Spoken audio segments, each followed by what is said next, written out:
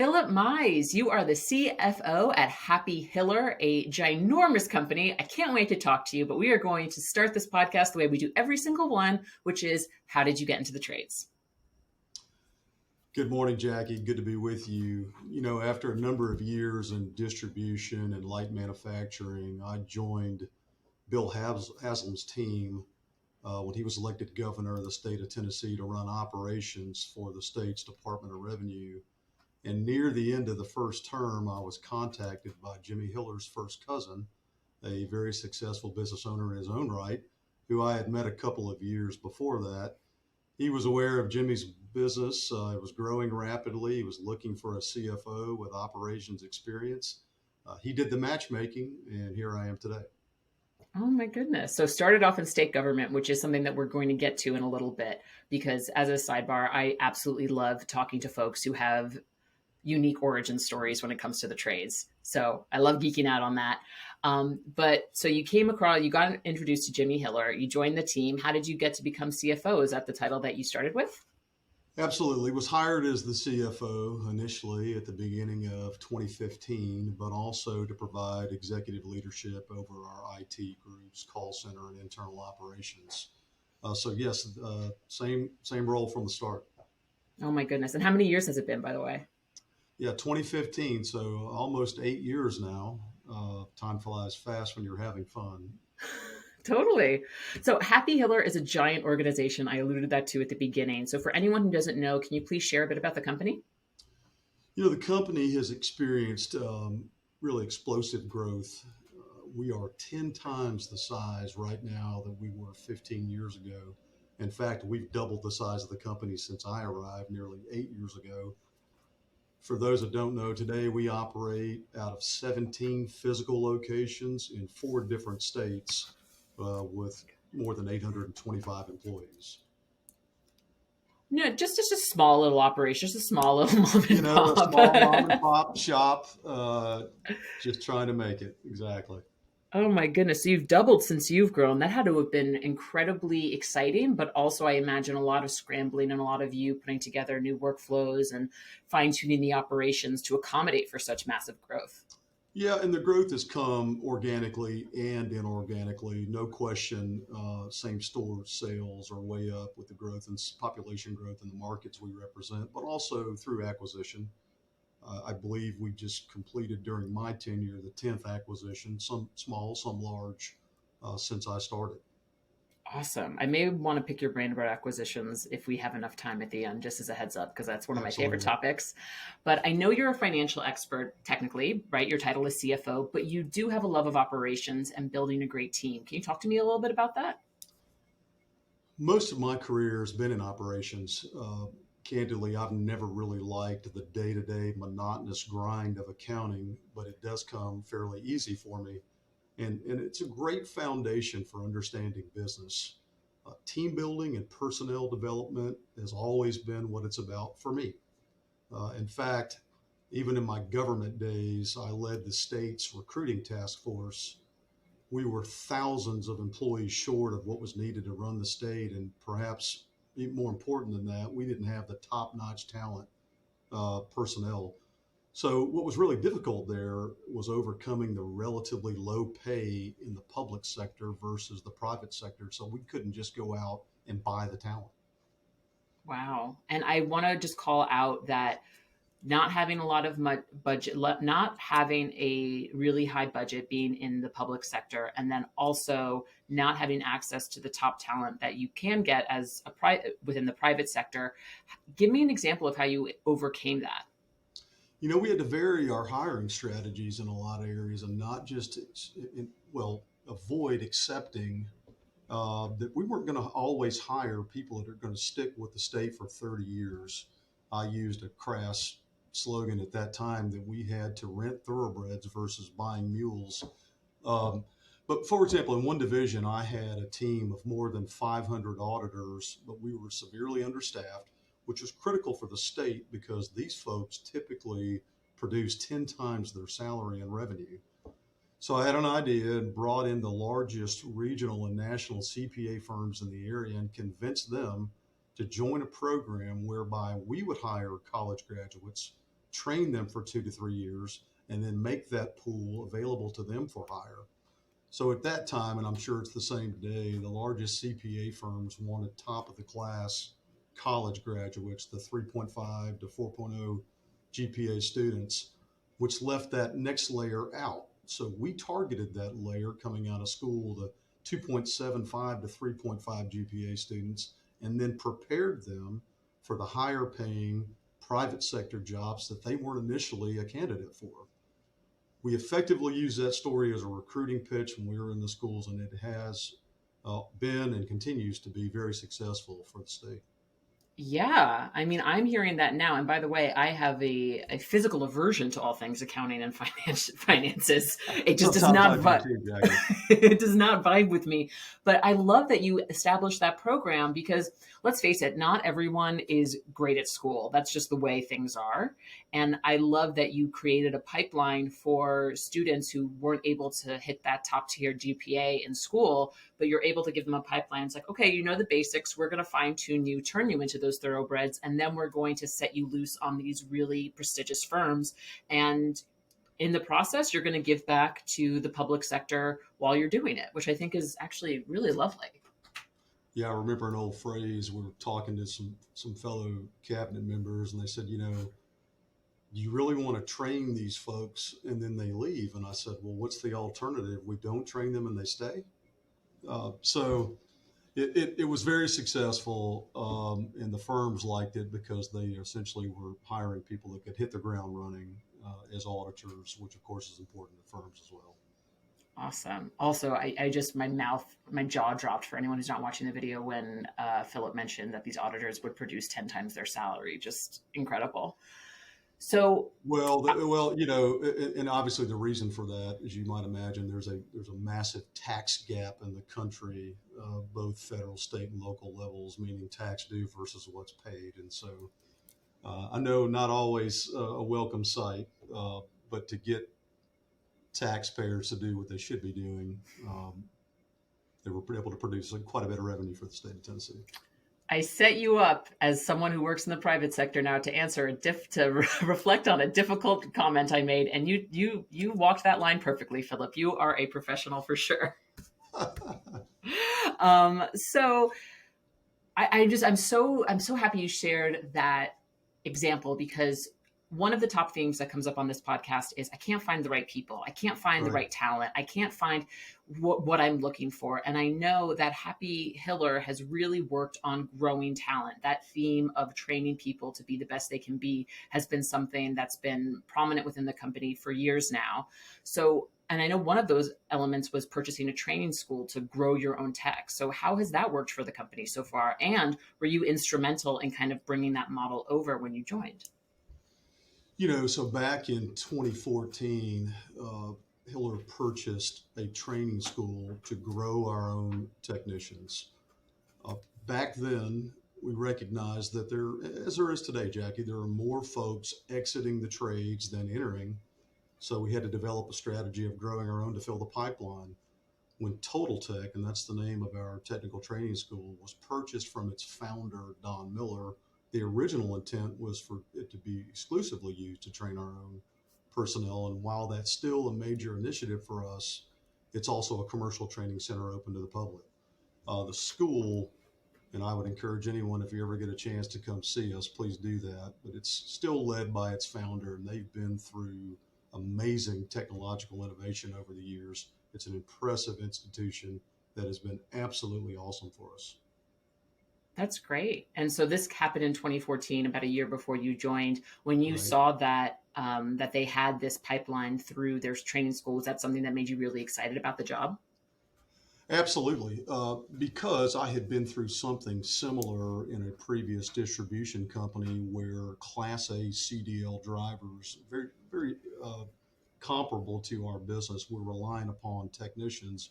In that business, we were reliant upon Class A CDL drivers, which were A, difficult to come by, and B, took some training. So we built a school in that business to teach folks how to do that and to get licensed, because the pipeline was just dry externally, and it proved to be great for us. So yes, uh, this was instrumental and very attractive for me coming on board and very attractive. I love that. Another thing I talk about on this podcast a lot is how, and Ken Goodrich, who was episode 100, he talked to me about finding folks that come from different industries to bring their expertise into the services space. You obviously come from this public sector. You have a really personal experience with how that works. So could you talk to me a little bit about what skills and knowledge you carried along from the public sector that influence how Happy Hiller works today? Well, of course, keep in mind, Jackie, that was a limited part of my career, about 4 years. The bulk of my career has been in the private sector, Okay. distribution, and light manufacturing. Only 4 years in the public sector. And ironically, it was the governor at that time that wanted to bring private sector business people to bring innovation, business management expertise to that industry. So it's not not dissimilar of another industry. I serve on the board for a major healthcare company, which is often they keep a lot of folks that have been in healthcare forever, but recently they've tried to get other people to bring ideas and different business acumen to help. And as I think you know, certainly healthcare, given the kind of inflation we're going through of nearly double digits over the last 10 years, they need help, right? Yes. So it's a similar mindset, and I think it's been very effective for them. It was effective for the state, and it's good for us. It's good for us. Not everything was hatched inside of a particular industry, so it's good. It's good to think about and consider outside perspective. I love that. You're incredibly fascinating, and I love the answers you're giving. So I apologize that I'm kind of hopping all around the place. But I would Sure. love to talk now about the relationship you formed with Walmart through the training school that we just talked about. Talk to me a little bit about that, how that relationship formed, and what lessons you learned from Walmart, which, as everyone knows, is a pretty big company on its own. Walmart, I believe, is still the largest employer in the United States. So a few years ago, four of their human resources leaders came to see us. They wanted to hire graduates from our technical training school to fill electrician, HVAC technician, and plumber positions in their distribution centers around the country. So while they were here, we got into a number of conversations, one of which was about employee turnover.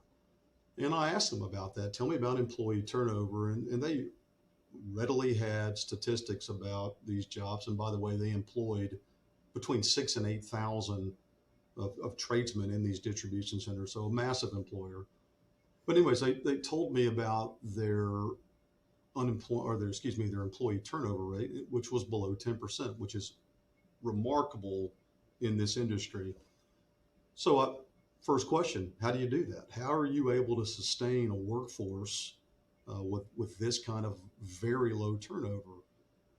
The first answer that their CHRO gave me, well, it's our pay. And I said, well, let's talk about that. And so I assumed because they're the largest employer in the United States, perhaps their pay was top of the market, but that wasn't it. Actually, it was surprisingly low. Hmm. So the second answer was it's our benefits package. Same story here. I thought the benefits had to be outstanding from a company this large. Perhaps it included Walmart stock options and other things, but that wasn't it either. In fact, our benefit package was substantially better. So the conversation continued, and finally we got to what I believe was the real answer or answers. First, their distribution centers are in fairly remote areas of the country where jobs are fewer and more coveted than they are in major urban areas. And then two, perhaps just as important, they have dedicated work schedules that rarely extend beyond their standard shift. So the learning lesson was, for me, today's workforce predominantly likes a schedule they can depend on so that the life part of work-life balance can be counted on. In many situations, I have found it's more important than money to employee candidates and employees themselves. And two, perhaps what I call a hub and spoke strategy with smaller satellite branches is more effective today than larger operations in urban areas serving broader territories. Today's worker, I believe, wants shorter commutes and the opportunity to work in the communities they live in. Yeah, yeah, I 100% to the hub and spoke model, which is actually another model we're going to talk about on this season of the podcast with another guest. But just to kind of summarize what we've talked about here. So while you were working in the public sector, you created this pipeline for folks to get trained and then eventually be hired by the largest CPA firms in your state. That's right. In the Walmart example, you have a worker that is highly skilled but is still in their area where jobs are more precious, and you're also guaranteeing them time to spend with their families, do what they want to do, because no one, I mean, it can be contested, but I don't think anyone lives to work, right? So giving them that flexibility. So in both of those examples, we're talking about more flexibility and we're talking about more opportunity within a finite time constraint. And none of those have to do with salary, right? And I think that really speaks to how companies need to evolve and shift to attract the best employees out there. They have to give them what they want. Do you agree? There's no question I agree with that. And, if you're in Nashville, Tennessee, where the traffic, we're now down to a pre pandemic level, it's just horrible. There's not a great population in the inner core, so you're hiring from outlying counties. But those are not people that want to be stuck in traffic for an hour and a half to 2 hours a day trying to commute. They want to work in the counties. And by the way, we service those counties. So that's what I'm talking about in the hub and spoke strategy. Let's build smaller satellites there. And we've done some of that and take out some of the core in Nashville trying to service a 20 county area. Yeah, and even just making it so that your techs don't have to drive, like sit through traffic to drop off their truck or something, right? Right. That's Absolutely. right in the middle of the city. They can take it home with them, that kind of thing.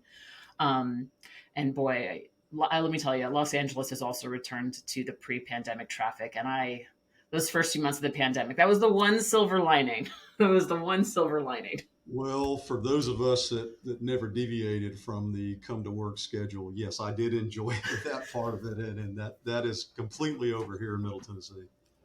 So, um, let's actually keep on this one thread of giving employees what they want. So, from a financial perspective, Yeah. given that we have to not only consider pay, but also what are some incentives, what are benefits that the employee really wants.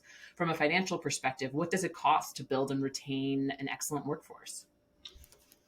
Jackie, it's expensive, but it's worth it. I think perhaps the better question that really needs to be asked is what does it cost if you don't? Uh, Mm, on average, it costs a minimum of $50,000 every time a contractor turns over a field employee. And it's much higher when you replace experience with inexperience.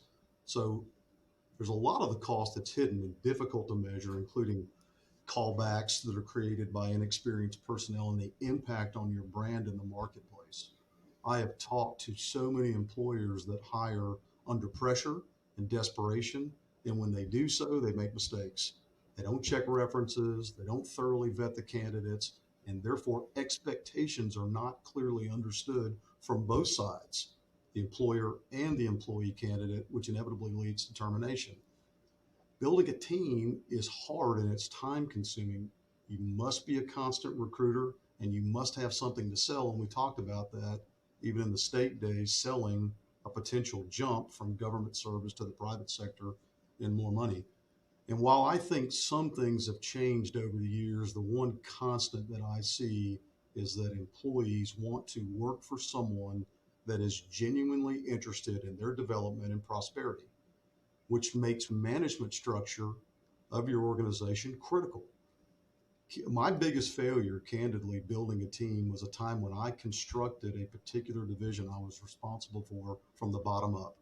You can't do that. You must build your teams from the top down. If you don't have the right management infrastructure in place, you are destined for failure. Tell me more about that, and thank you for being so candid about some learnings that have happened in your career. So talk to me about the top down versus the bottom up approach.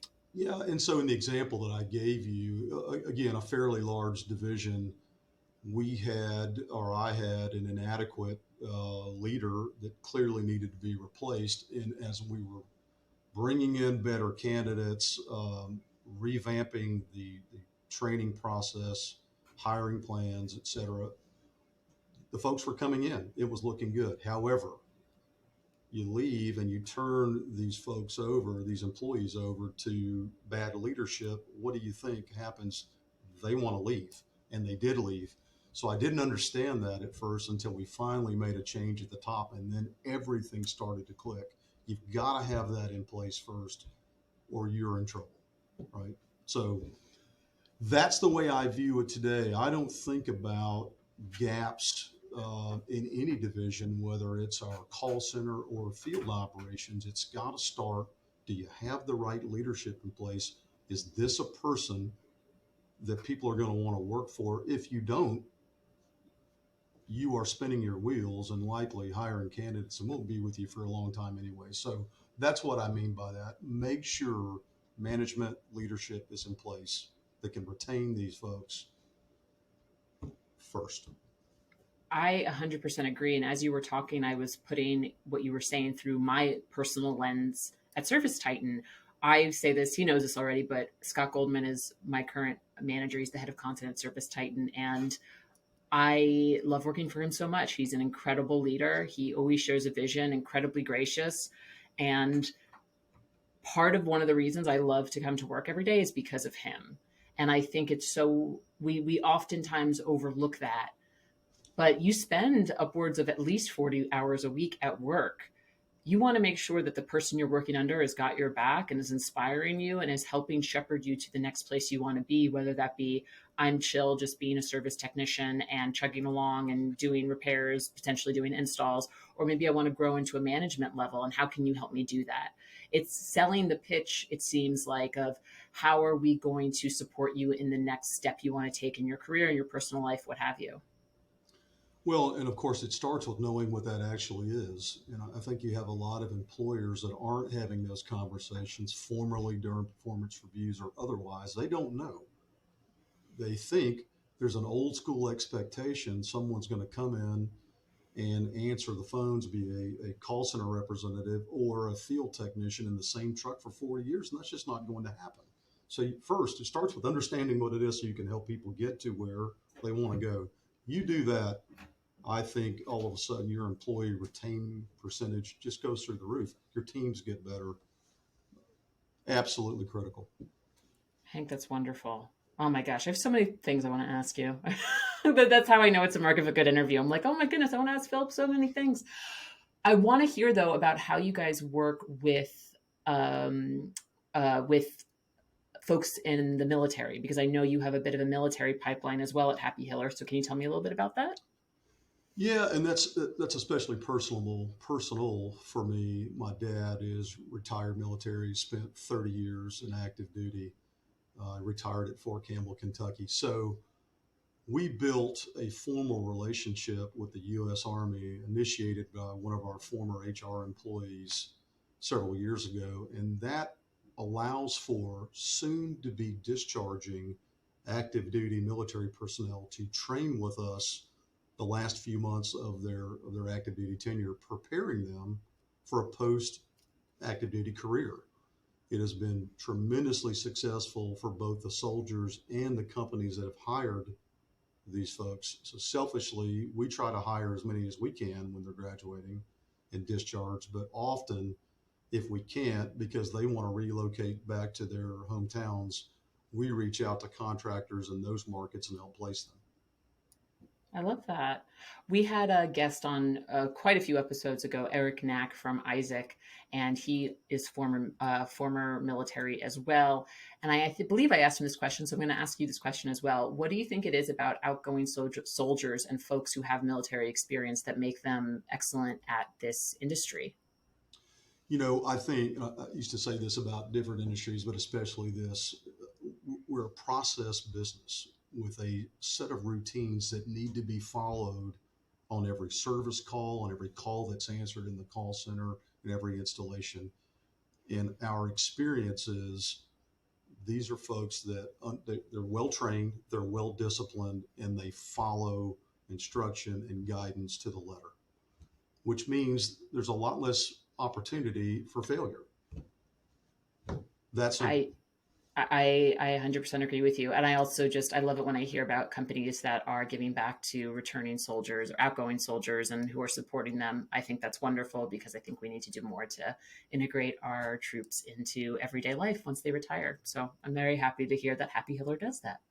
You do indeed. So we are plugging along. I need to, you mentioned this stat before, and I don't like to interrupt my guests because I never want to interrupt your thing, but you quoted that when an employee when there's turnover, it costs you about $50,000 per technician. That's right. Am I hearing that right? That's exactly right. Oh my goodness. I just want to sit and marinate in that number for Well, a think second. about that number and then think about organizations, depending on the size. People should do the math on that. I don't think those numbers are thought about. They don't understand the hiring cost, the training cost, the pre-hire costs, and then the cost of having less experience running jobs for you of the experience you previously had. I have spent a lot of time looking at that, and by the way, that's a low number. It really is a low number. That is a minimum without argument number. It's bananas to me. It's bananas to me. And it just is such a reminder as to why it's so worth it to invest in making sure that your team is happy, you're growing them, you're giving them the type of benefits that they want, and you're just nurturing them. Because 50,000, I mean, if you lose 3 or 4 technicians a year, that's $200,000. That's not a small amount of money. That's right. That's absolutely right. Oh, sometimes people on this podcast throw out numbers, and I'm not a C-level executive, and I just hear them and I'm like, oh my goodness, that's like 4 college degrees. So I just need to have my own personal moment to collect that because it's such a big amount of money for me. Anyway, my stuff aside, I know you lecture best practices groups as well that Jimmy Hiller is involved in because you want to help other folks in the industry. So what are some of the biggest learnings you try to impact on up and coming contractors? Jackie, I think there has to be more than 500 KPIs contractors in our trades use to measure business performance, and often, though intermittently and inconsistently. My advice has been that everything starts with what I call roster management. In nearly every industry I've been involved with, the top three priorities should be the same: personnel, personnel, personnel. Business for me is about assembling the best talent, developing that talent, and letting them do amazing things. I recommend and have recommended starting each day with an overview of your detailed organization chart. And that chart should include positions, open and filled, dates of hire, status, especially if they're trainees or apprentices. When did they start? When do you expect them to be in production? Other notes that are important. Always keep track of your org chart. Start and end the day every day with that. I remember talking to Jimmy's Praxis S10 group a few years ago and used an analogy related to the New England Patriots. They had just won the Super Bowl that year with presumably the best football team in the world. However, they were preparing for the NFL draft that was 3 months later and expected to replace at least 20% of their 53-man roster. So that's an old General Electric principle applied there. Always be recruiting and developing. In fact, something I've advised many employers is that if you are fully staffed with the best team you've ever had, interview at least 3 people that week. Say more, because they may leave. Well, they may leave. There may be better. There may be market demand for more. So it's just not a time to rest. Always, just like the Patriots, best team in the world, but they're already thinking about likely 10 of those players were going to be replaced for better. Dang. So I ask this question a lot, and KPIs obviously come up on this podcast all the time. I've never heard someone say start every morning looking at your org chart and looking at where people are in their life cycle with your company. And I imagine that is really approaching it from approaching your business in a very proactive way, because you're looking for any squeaky wheels, you're looking for opportunities, and you're revisiting this org chart every day with fresh eyes and more information than you had the day before. That's where my mind's going as you're describing this.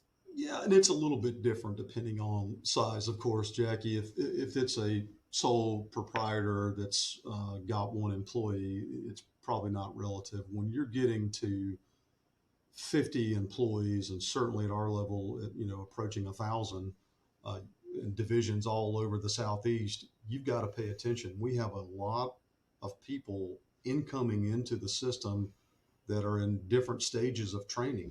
Where are they? When are they going to be ready to be productive? Are you getting the reports you need back from the training arm of your field to keep focus on this, because it's expensive.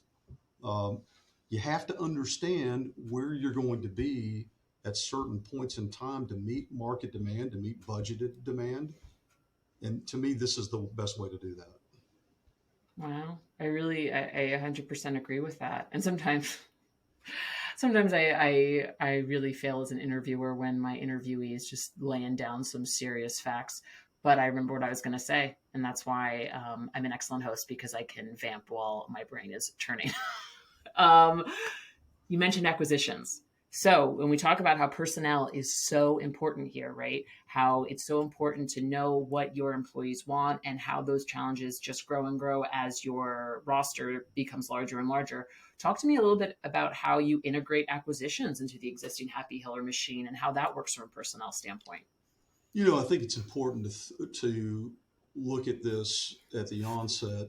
When we're introduced to an acquisition opportunity, I'm the one that's going to lead the valuation process, and of course, there's all kinds of technical elements to that to put a price on what I think the business is worth. But I can assure you, before I ever start looking at that, I am looking at the team that they have. Who's there? What do they do?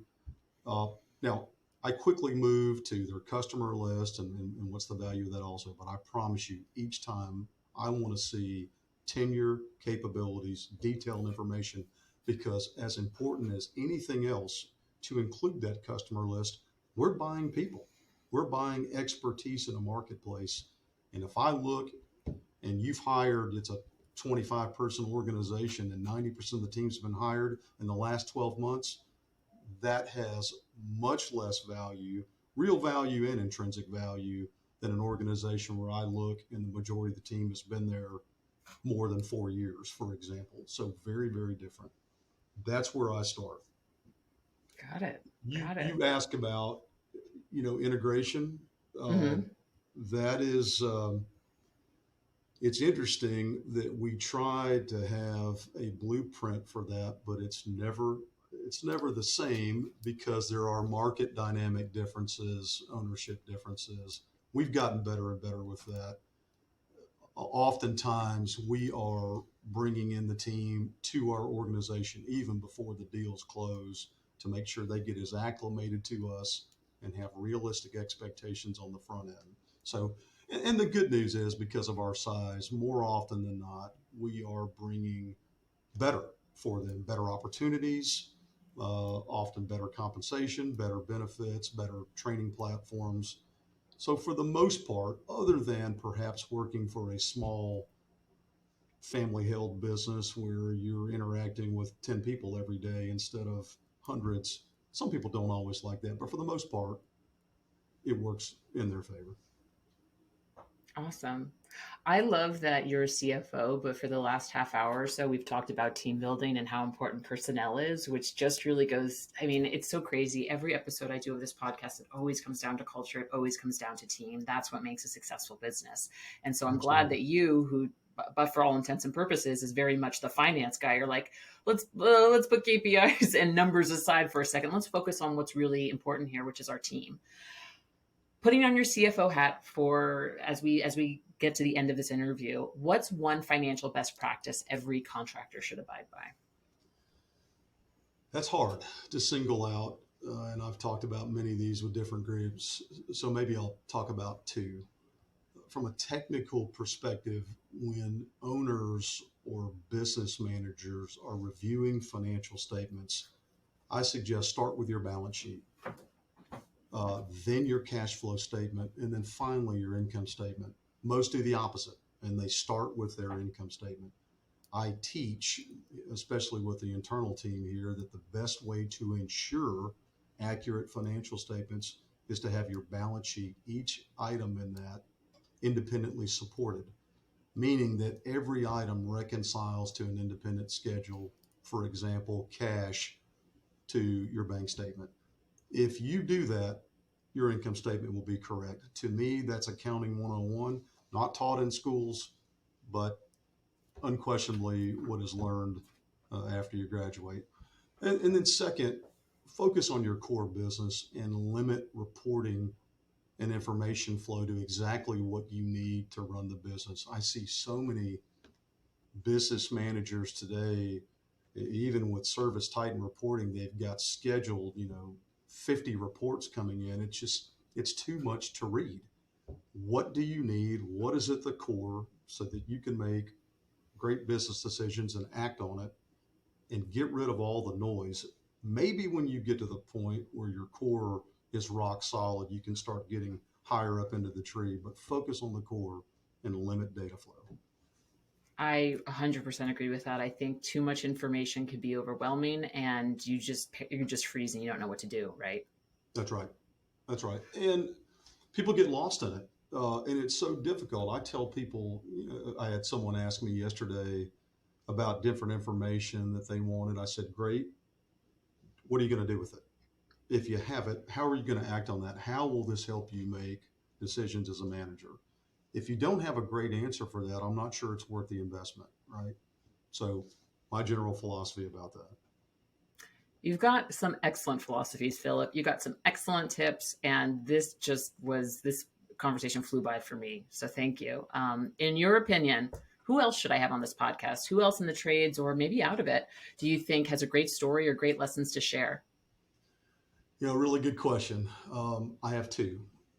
I recently listened to a Jim Abrams podcast on the show, To the Point. Mr. Abrams is frequently referenced as the GOAT of HVAC, and someone Jimmy Hiller credits as his mentor. I've had the privilege of hearing him many times, and although he'd be very difficult to get, he would be an outstanding podcast guest. And on the opposite end of the experience bar is Alexa Rippey. So Alexa is our assistant controller here at Hiller, someone I hired as an intern while she was in her senior year in college about 6 years ago, and then converted her to a full-time employee upon graduation. She has become, without question, a ServiceTitan expert, but I think more importantly, understands how to connect that ERP system and its data to the business needs of management. She would be fantastic. I love that. And I love that you shouted out someone that you have hired and grown. That is awesome. They are going on the list. Final question of the podcast, Phillip. You are in Nashville, Tennessee, so I kind of have high expectations for your answer to this question. But if you had to pick a song to be the soundtrack of your life, what would it be? Really tough. I'm in the music capital of the world. I am a big music fan, collector of music, avid concert goer. A few years ago, I won the Nashville Business Journal CFO of the Year Award for Middle Tennessee, and they asked me the same question, and the answer is the same. Give It What You Can is a song by a group called The Meters. It's a New Orleans funk-based group from the 1970s, and the theme of the song is essentially give everything you've got every day while you still can. Great tune. Oh my goodness, I love funk. I'm going to check that out after we finish recording. Phillip, thank you so much for being a guest on Toolbox to the Trades. I had a great time chatting with you. Jackie, thanks so much for the opportunity.